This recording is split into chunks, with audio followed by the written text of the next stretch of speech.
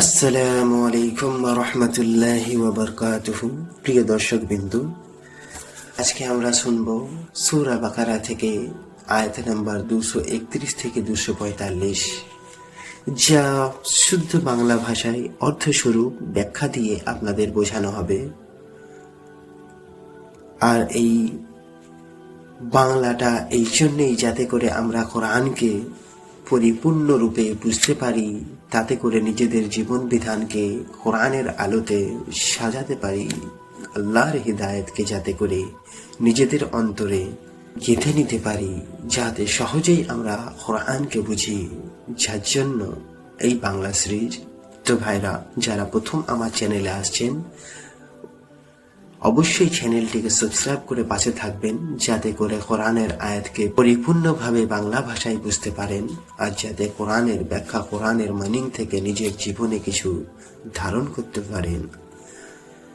তো চলুন শুরু করা যাক, যাতে করে আমরা এই সিরিজটাকে এগিয়ে নিয়ে যেতে পারি, যাতে করে আল্লাহর কাছাকাছি আমরা আল্লাহর সন্তুষ্টি গ্রহণ করার জন্য আল্লাহর কাছাকাছি হতে পারি।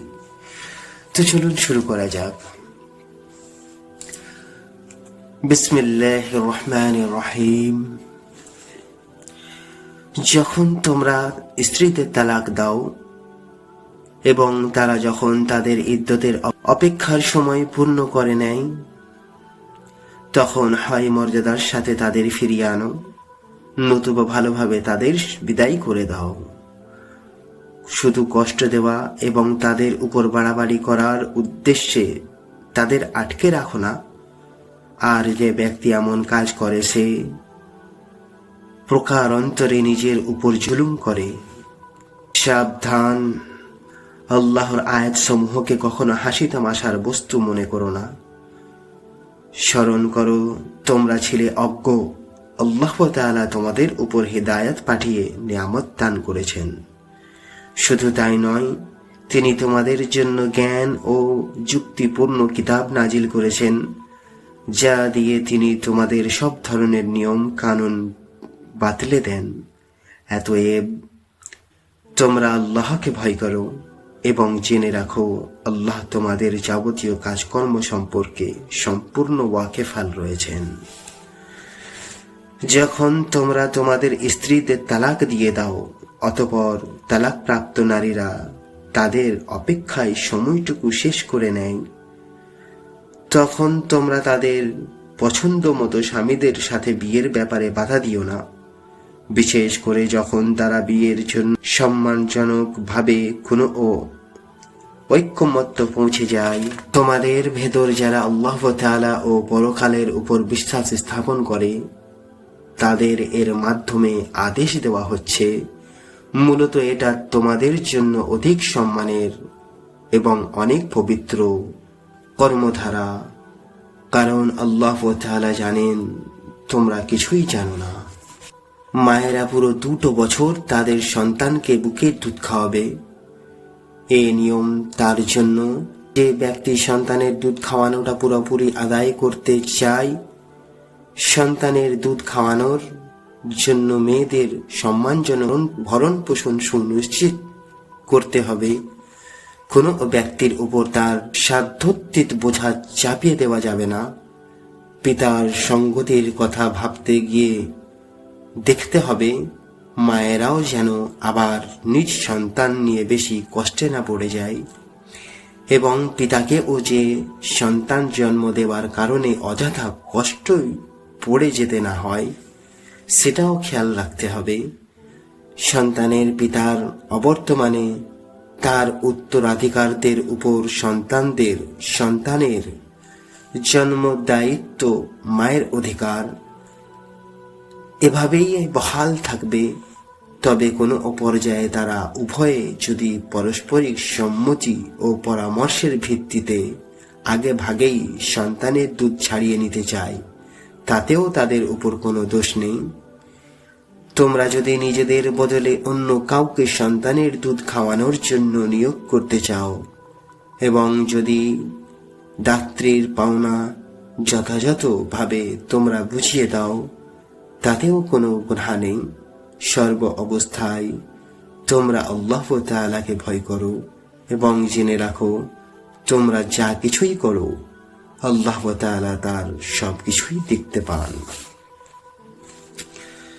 তোমাদের মধ্যে যারা মৃত্যুর মুখে পতিত হয় এবং তারা যদি তাদের স্ত্রীদের জীবিত রেখে যায়, সে অবস্থায় স্ত্রীরা যদি বিয়ে করতে চায়, তাহলে তারা তাদের নিজেদের 4 মাস 10 দিন পর্যন্ত সময় বিয়ে থেকে বিরত রাখবে। অপেক্ষার এই সময়টুকু যখন তারা পূরণ করে নেবে, তখন এই বিষয়টিতে তোমাদের উপর কোনো দোষ চাপানো হবে না।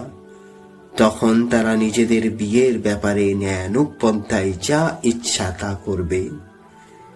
মূলত তোমরা যে যাই করো না কেন, আল্লাহ তাআলা তার পুরোপুরি খবর রাখেন। এমনকি সেই অপেক্ষার সময় শেষ হওয়ার আগেই তোমরা কেউ যদি তাদের বিয়ে করার জন্য পেগাম পাঠাও কিংবা তেমন কোনো ইচ্ছা যদি তোমরা নিজেদের মনের ভিতর লুকিয়ে রাখো, তাতেও তোমাদের উপর কোনো দোষ নেই। কেননা আল্লাহ তাআলা এটা ভালো করেই জানেন।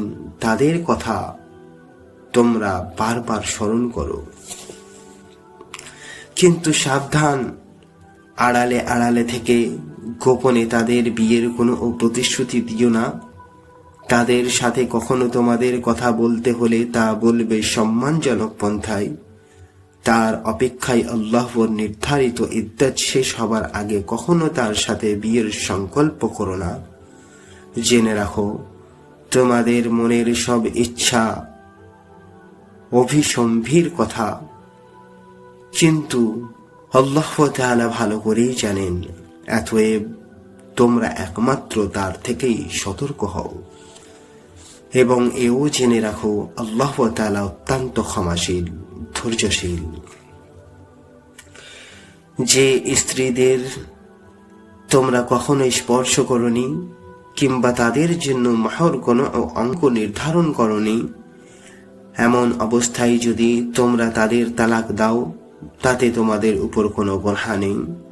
এই স্থিতিতে মোহরের কোনো অঙ্ক নির্ধারিত না হলেও তাদের ন্যায়ানুগ পন্থায় কিছু অর্থ আদায় করে দেবে। যদি ধনী ব্যক্তির উপর এটা হবে তার নিজ ক্ষমতা অনুযায়ী এবং গরিব ব্যক্তির উপর হবে তার সঙ্গতি অনুযায়ী। এটা নেককার লোকেদের উপর স্ত্রীদের একটি অধিকার বটে। যদি এমন হয় তোমরা তাদের শারীরিকভাবে স্পর্শ করার আগেই তালাক দিয়েছ এবং মোহরের অঙ্ক নির্ধারিত করে নিয়েছ, তাহলে তাদের জন্য পরিমাণ থাকবে নির্ধারিত মোহরের অর্ধেক, যা আদায় করে দিতে হবে। হ্যাঁ, তালাক প্রাপ্ত স্ত্রী নিজের থেকে যদি তোমাদের তা মাফ করে দেয় কিংবা যে স্বামীর হাতে বিয়ের বন্ধন রয়েছে সে যদি স্ত্রীকে নির্দিষ্ট পরিমাণের বেশি দিয়ে অনুগ্রহ দেখাতে চায়, সেটা ভিন্ন কথা। তোমরা যদি অনুগ্রহ করো তাহলে তা হবে তাকওয়ার একান্ত কাছাকাছি। কখনো একে অপরের প্রতি দয়া ও, কারণ তোমরা কে কি করো তার সবকিছুই আল্লাহ তাআলা দেখেন। তোমরা নামাজ সমূহের উপর একান্ত যত্নবান হও, বিশেষ করে মধ্যবর্তী নামাজের ব্যাপারে, এবং তোমরা আল্লাহর জন্য বিনীতভাবে দাঁড়িয়ে যাও। কোনো অবস্থায় সম্মুখহীন হও। তখন প্রয়োজনে তোমরা নামাজ পড়বে পায়ের উপর দাঁড়িয়ে কিংবা সাওয়ারির উপর থাকা অবস্থায়। তারপর তোমরা যখন নিরাপদ হয়ে যাবে তখন আল্লাহ তাআলাকে স্মরণ করো, যেভাবে তিনি তোমাদের তাকে স্মরণ করার নিয়ম শিখিয়েছেন, যার কিছুই তোমরা ইতিপূর্বে জানতে না। তোমাদের মধ্যে থেকে যদি কেউ মৃত্যুর মুখে পতিত হয় এবং সে পিছনে নিজ স্ত্রীদের রেখে যায়, তার উত্তরসূরিদের জন্য তার ওসিয়ত থাকবে যেন তারা 1 বছর পর্যন্ত তারা তাদের স্ত্রীদের ব্যয়ভার বহন করে। কোনো অবস্থায় ভিটে মাটি থেকে তাদের যেন বের করে না দেয়। হ্যাঁ, যদি তারা নিজেরাই বের হয়ে যায় এবং তারা নিজেদের ব্যাপারে কঠিন সিদ্ধান্ত করে, কোনো অসম্মানজনক ব্যবস্থা করে নেয়, তাহলে এজন্য তোমাদের উপর কোনো দোষ পড়বে না। আল্লাহ তাআলা পরাক্রমশালী, তিনি বিজ্ঞ কুশলী। তালাক প্রাপ্ত মহিলাদের জন্য ন্যায়সঙ্গত ভরণ পোষণ পাবার অধিকার থাকবে। যারা তাকওয়া অবলম্বন করে, এটা তাদের উপর স্ত্রীদের অধিকার। এভাবেই আল্লাহ তাআলা তার আয়াতগুলো তোমাদের জন্য সুস্পষ্ট করে বলে দিচ্ছেন। আশা করা যায় তোমরা অনুধাবন করবে। তুমি কি তাদের পরিণতি দেখনি, যারা মৃত্যুর ভয়ে নিজেদের ভিটেমাটি ছেড়ে বেরিয়ে এসেছিল, অথচ তারা সংখ্যায় ছিল হাজার হাজার। এই কাপুরুষ চিত্তের আচরণের জন্য আল্লাহ তাআলা তাদের বলেন, তোমরা নিপাত হয়ে যাও। এরপর তিনি তাদের পুনরায় জীবন দান করলেন। আল্লাহ তাআলা মানুষদের উপর সর্বদাই অনুগ্রহশীল, কিন্তু মানুষদের অধিকাংশই এর জন্য আল্লাহর কৃতজ্ঞতা আদায় করে না। তোমরা আল্লাহর পথে লড়াই করো এবং ভালো করে জেনে রাখো, আল্লাহ তাআলা অবশ্যই সবকিছু শোনেন, তিনি সবকিছু জানেন।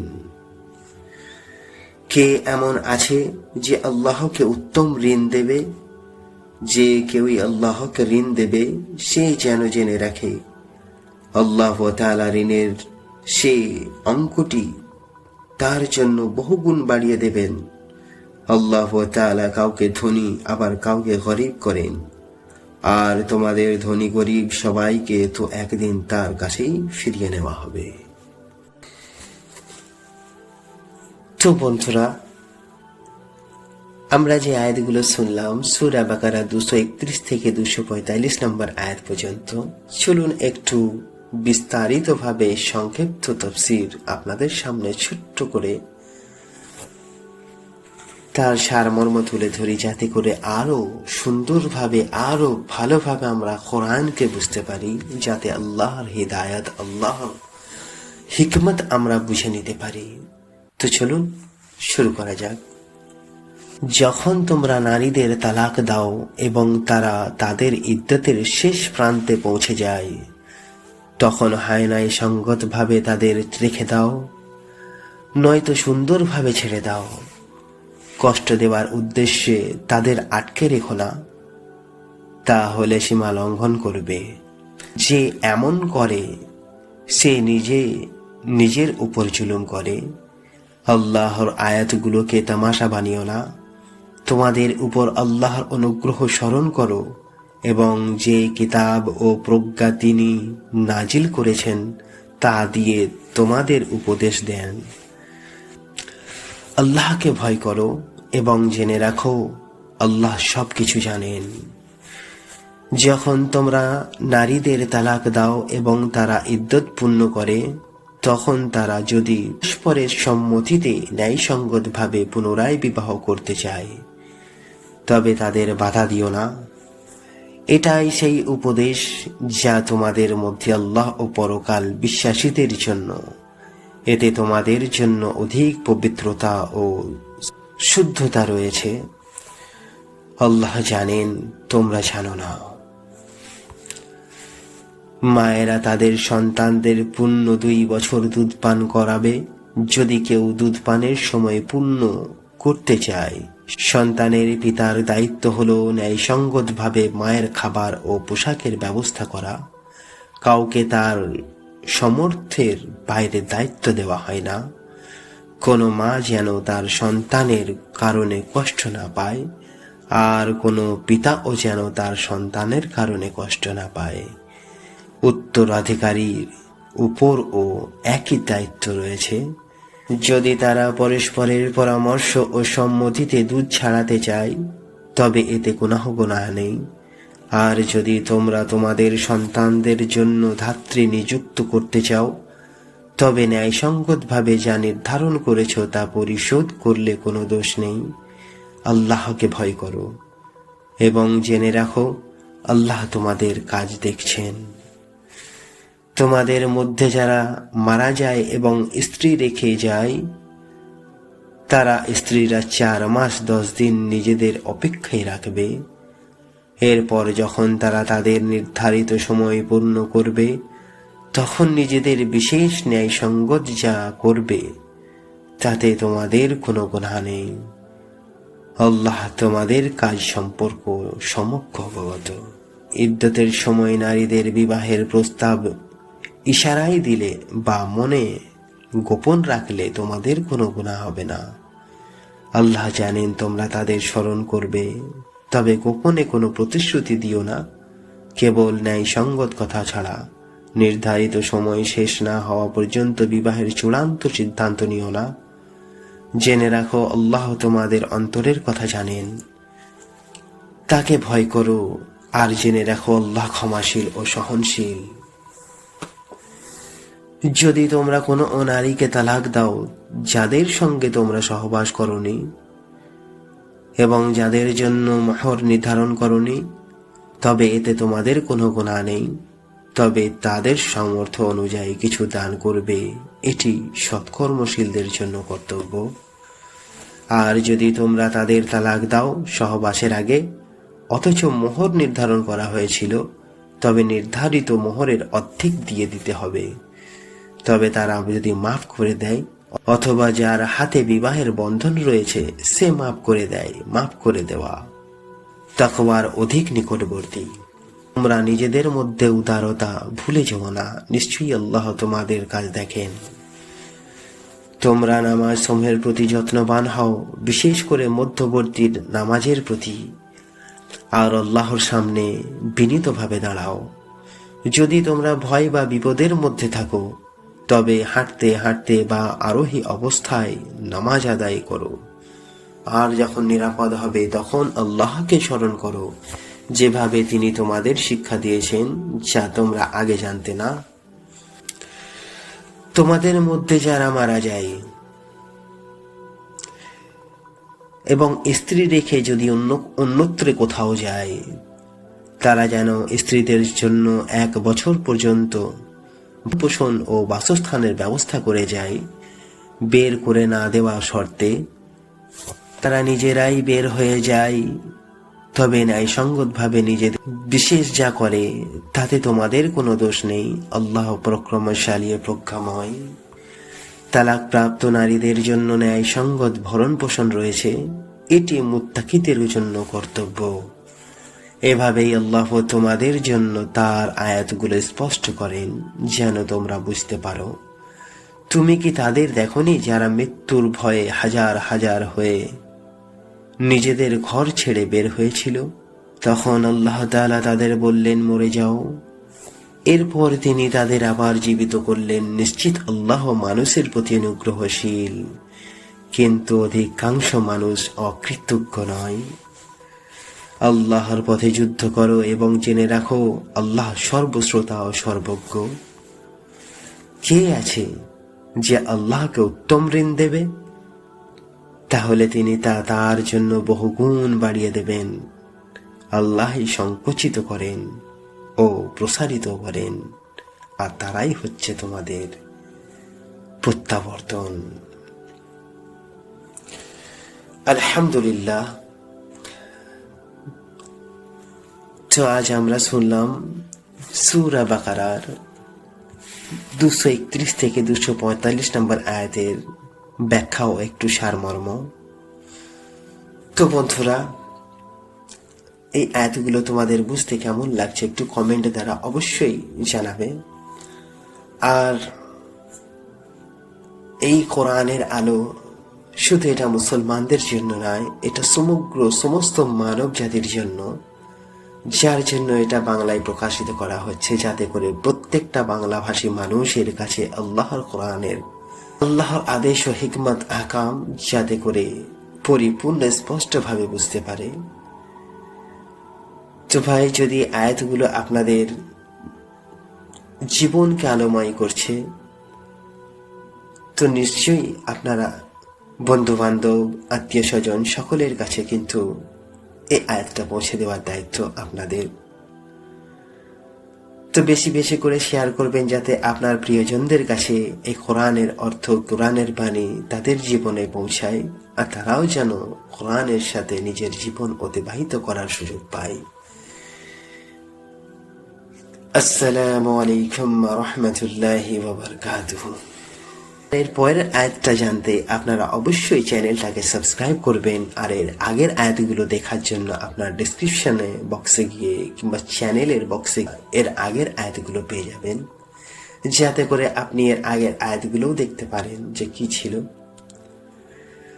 তো অবশ্যই চ্যানেলটাকে সাবস্ক্রাইব করবেন, যাতে করে এর পরের আয়াতটা আপনারা খুব শীঘ্রই পাবেন ইনশাআল্লাহ। আসসালামু আলাইকুম ওয়া রাহমাতুল্লাহি ওয়া বারাকাতুহু।